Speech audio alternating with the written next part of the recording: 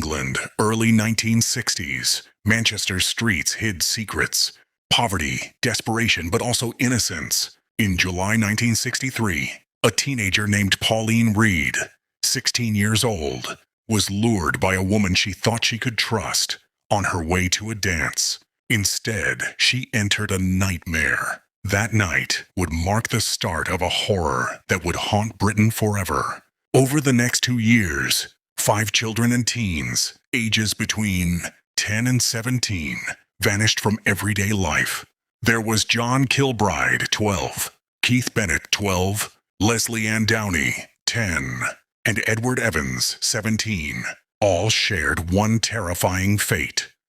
They were lured to a remote moor, Saddleworth Moor, by a couple who promised help or a ride home.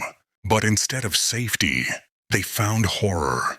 The duo behind this evil, Brady Myra Hindley, had built a twisted bond.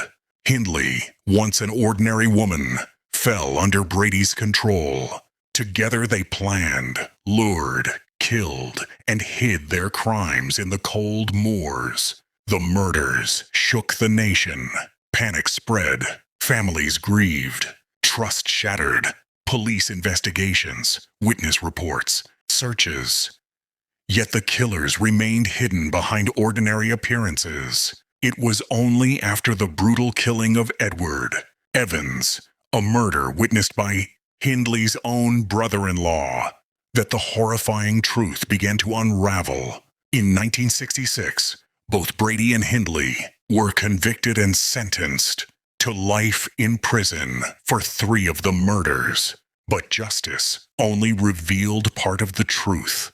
Years later, in 1985 and 1987, Brady and Hindley confessed to the murders of Pauline Reade and Keith Bennett.